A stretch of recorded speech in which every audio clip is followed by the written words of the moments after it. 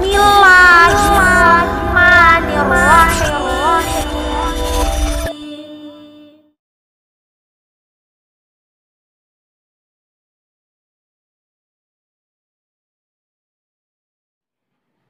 Assalamualaikum warahmatullahi wabarakatuh. Hai, apa kabar teman-teman di rumah? Mudah-mudahan selalu sehat dan selalu semangat. Teman-teman, ketemu lagi dengan saya Miss Resmi. Hari ini kita akan belajar sains di kelas 5. Teman-teman sudah siap? Oke, kita siap teman-teman. Yang pertama akan kita bahas adalah pernapasan pada hewan. Kita ambil contoh pernapasan pada ikan. Teman-teman pernah lihat ikan? Pernah ya? Betul, ikan itu mempunyai alat pernapasan yang disebut dengan betul, insang. Alat pernapasan manusia dengan hewan tidak sama ya teman-teman. Insang merupakan alat pernapasan pada ikan. Bagaimana ikan mengambil oksigen atau bagaimana ikan bernapas? Ikan kan hidupnya di air ya. Betul, ikan hidup di air. Dan cara ikan bernapas adalah dia mengambil O2 atau oksigen. Oksigen itu singkatannya O2 ya teman-teman. O2 atau oksigen diambil ketika dia berenang di dalam air. Nah, insang pada ikan terdiri atas bagian lengkung insang dan lembaran insang.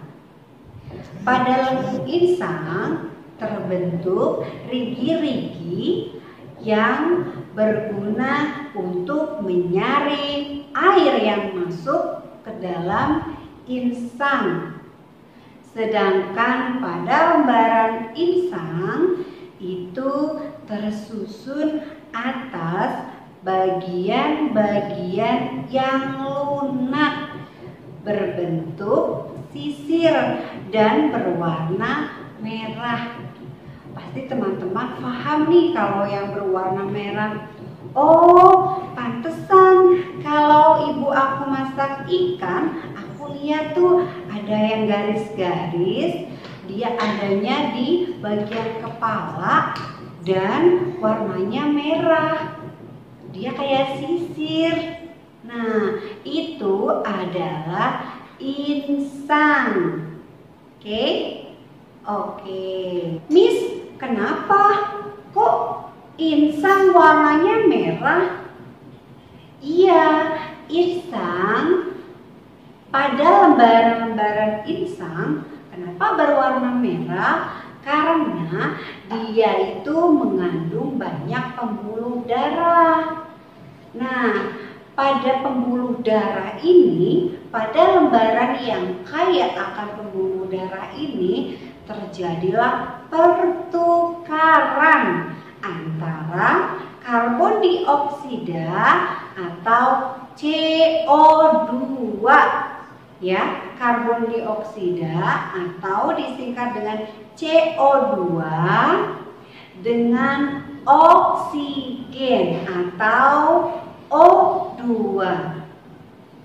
Jadi pertukaran karbon dioksida dan oksigen atau pertukaran CO2 dan O2 ini terjadi pada lembaran-lembaran insang. Mengerti ya? Oke. Nah, tahap pernapasan pada ikan terjadi 2 tahap, yaitu tahap inspirasi dan tahap ekspirasi. Tahap inspirasi itu apa, Miss? Tahap inspirasi yaitu air air masuk melalui mulut ikan. Ya, jadi airnya masuk melalui mulut ikan.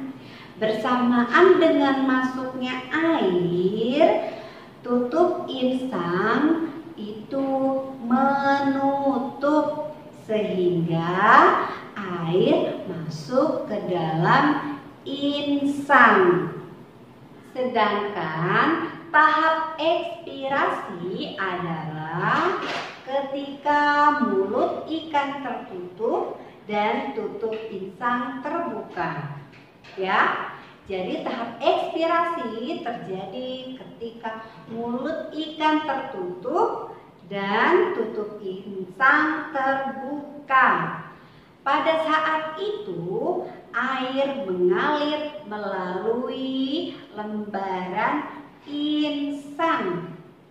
Nah, pada saat itu terjadi pertukaran gas, yaitu darah melepaskan karbon dioksida atau CO2 ke dalam air dan mengikat oksigen atau O2 dari air. Oke, mengerti ya teman-teman? Oke, good job. Sekarang kita akan bahas tentang pernapasan pada manusia. Oke.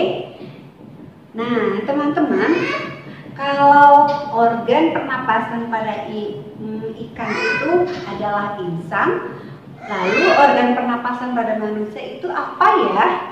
Ada yang tahu? Betul, paru-paru. Paru-paru adalah organ pernapasan pada manusia. Menghirup udara adalah salah satu proses pernapasan. Nah, pada manusia bernapas itu adalah menghirup oksigen dan mengeluarkan karbon dioksida, ya. Manusia itu menghirup oksigen atau O2 dan mengeluarkan karbon dioksida atau CO2. Nah, dalam proses bernapas ada beberapa organ-organ yang berperan penting ketika manusia bernapas. Nah, apa saja kira-kira teman-teman? Ada yang sudah tahu? Apa saja organ-organ itu? Oke, kita bahas bersama ya. Organ-organ tersebut yaitu yang pertama rongga hidung, yang kedua tenggorokan, terdiri dari faring, laring, dan trakea. Yang ketiga paru-paru, yang keempat bronkus, yang kelima bronkeolus, yang keenam alveolus, dan yang terakhir diafragma.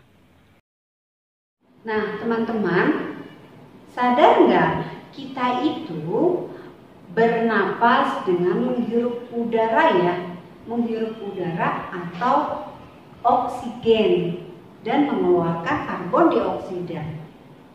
Nah, di dalam tubuh kita itu, oksigen itu membantu dalam proses pembentukan energi. Nah, dalam bernapas itu, apa saja sih yang dihasilkan? Ada energi, ada karbon dioksida, dan ada uap air. Jadi ketika kita bernapas, itu menghasilkan energi, karbon dioksida, dan uap air. Nah, Miss, kan kita bernapas dengan paru-paru. Bagaimana sih alurnya dari rongga hidung ke paru-paru? Nah, alur ketika kita bernapas dari rongga hidung ke paru-paru adalah udara masuk melalui rongga hidung menuju tenggorokan yaitu faring, laring, trakea, kemudian menuju ke bronkus dan menuju ke paru-paru, lalu lanjut ke alveolus dan ke sel-sel tubuh. Dari pembahasan tadi tentang alat pernapasan pada hewan dan manusia, mudah-mudahan teman-teman di rumah dapat memahami ya. Oke, sebelumnya kita tutup dengan bacaan hamdalah. Alhamdulillahirabbil alamin. Terima kasih teman-teman sudah menonton. Mudah-mudahan bermanfaat. Selamat belajar di rumah dengan ayah dan bunda. Terima kasih. Jaga kesehatan selalu ya. Wassalamualaikum warahmatullahi wabarakatuh.